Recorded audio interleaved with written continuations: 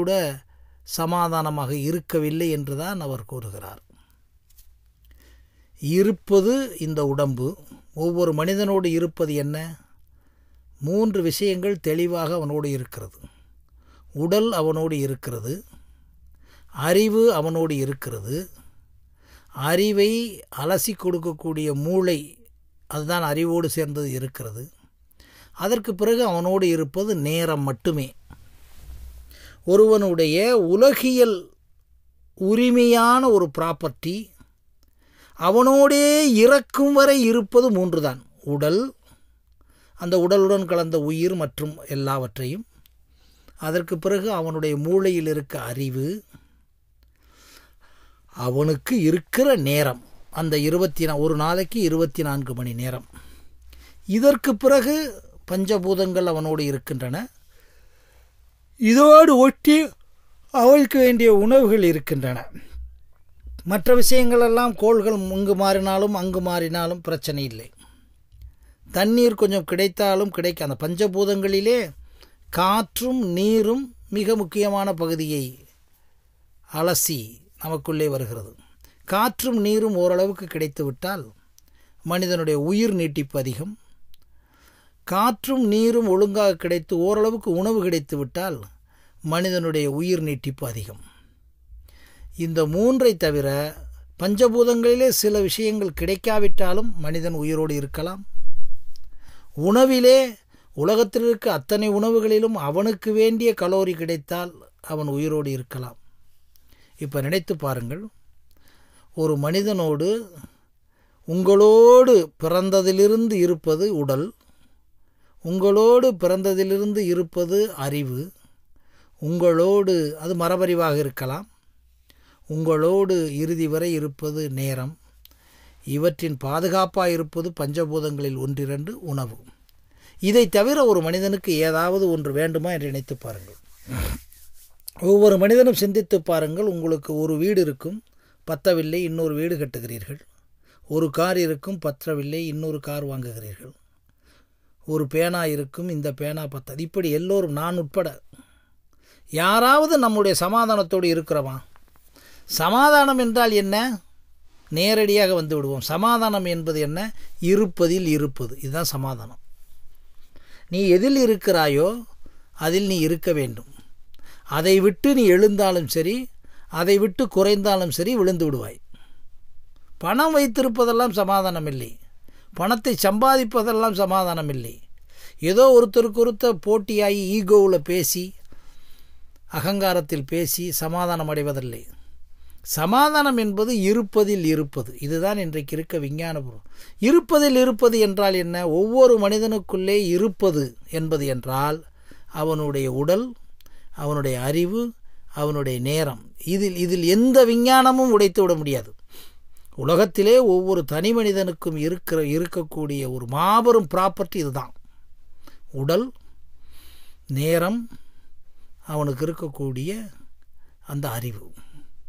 இந்த 3ற்குள்ளே இவன் அறிவிலே என்னென்ன வருகிறது? சுற்றறிவாக இருக்கிறது, மரபறிவாக இருக்கிறது, நிகழ்வறிவாக இருக்கிறது, நிலை அறிவாக இருக்கிறது.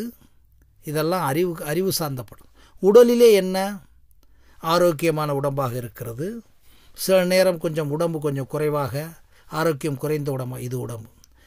அறிவு, உடம்பு. அதற்கு பிறகு என்ன? நேரம். 24 மணி நேரம் இருக்கிறது. இதை ஏன் நாம் இவ்வளவு ஆழமாக சொல்லுகிறோம் என்றால், இந்த 3 விஷயத்திலும் நாம் முதலிலே புரிந்தாலே சமாதானத்தினுடைய ரகசியம் விளங்கும். 24 மணி நேரமும் அமைதியாக இருக்க முடியும் என்பதைத்தான் யூஜிகே சொல்வதாக நாம் சரியாக விஞ்ஞானபூர்வமாக அனுமானிக்க முடிகிறது. 24 மணி நேரமும் நீ சமாதானத்திலோடு இருந்தாயானால், பைபிளில் கூறிய சமாதானம் தான் இந்த சமாதானமும். அதை விளங்கி கொள்ள முடியாமல் அலைகிறார்கள். பணம் வந்துவிட்டால் சமாதானம், தன்னுடைய குழந்தைகளுக்கு திருமணம் வந்துவிட்டால் சமாதானம், வீடு கட்டிவிட்டால் சமாதானம், வேலை கிடைத்து விட்டால் சமாதானம். இதெல்லாம் பொய் சமாதானங்கள், ஃபால்ஸ் காம்ப்ரமைஸ். இந்த ஃபால்ஸ் காம்ப்ரமைஸ் இல்லாத ஒரு சமாதானத்தோடு நீங்களே இல்லாமல் விட்டுட்டிங்கன்னா இந்த உலகத்தில் எங்கேயுமே நீ சமாதானத்தை பார்க்க முடியாது என்று யூஜிகே கூறுகிறார்கள். எங்கே அடுத்த பிறவியில் போய் பார்க்க போறியா? அங்கேயும் சமாதானம், நீ நினைக்கிற சமாதானம் இருக்காது. ஏன்னா அங்கே சமாதானம் என்ற ஒன்றுமே இருக்க வாய்ப்பில்லை. ஏன்னா இந்த பிறவியிலே உன்னோடு, உன் உணர்வோடு, உன்னோட ஒவ்வொரு வினாடியும் நினைத்து பாருங்களேன், நேரம் உன்னோடு ஒவ்வொரு வினாடியும் ஓடி வருகிறது. உடல் உன்னோடு உடல் இல்லாமல் நீ அசைந்து விடுவாயா? உயிர் இல்லாமல் அசைந்து விடுகிறாயா? அறிவில்லாமல் அசைந்து விடுகிறாயா?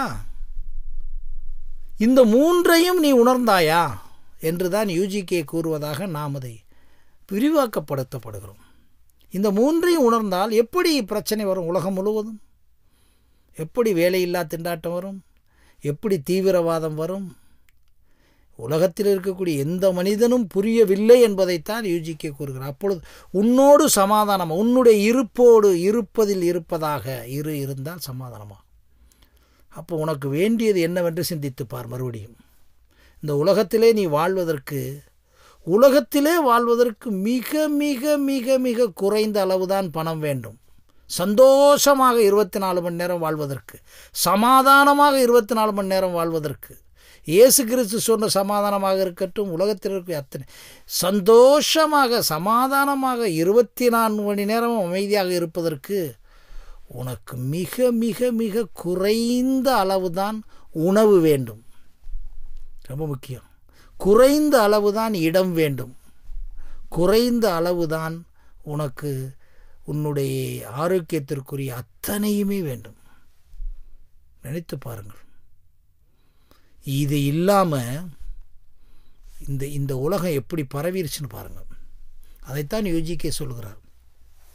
உங்களுக்குள்ளே இருக்க சமாதானம் என்ற வார்த்தையோடு அவர் நிறுத்திவிட்டார். சமாதானம் எங்கு நடக்கிறது என்று நாம் அதை ஆய்வு பண்ணுகிறோம். உடலிலே எங்கே?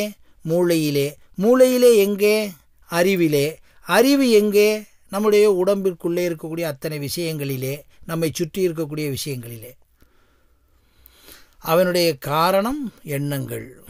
ஸோ இவைகளை சரியாக புரிந்து கொண்டால் அடுத்த பிறவியில் நீ சமாதானமாகிற.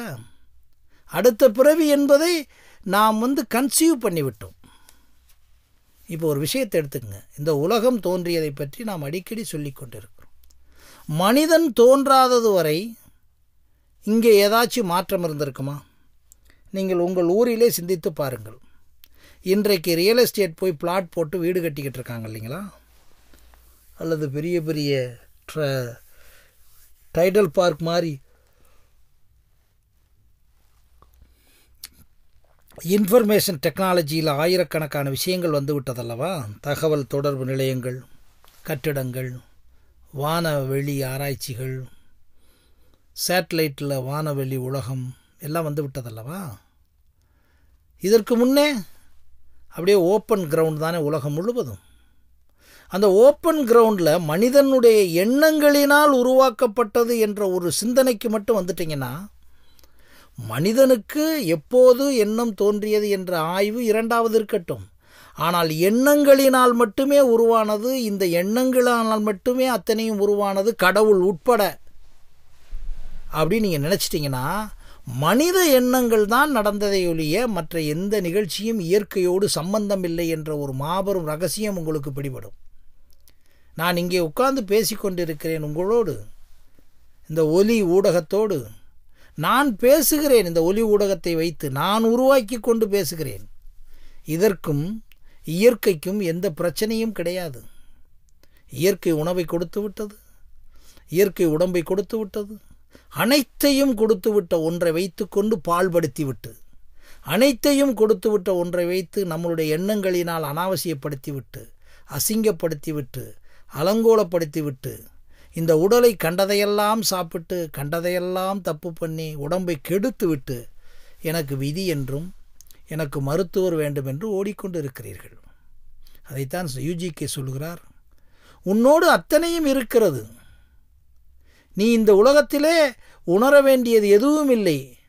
யூஜிகே சில இடங்களில் ஆழமாக, நீ புதிதாக ஒன்றுமே செய்ய வேண்டியது ஒன்றுமில்லை என்பதையும்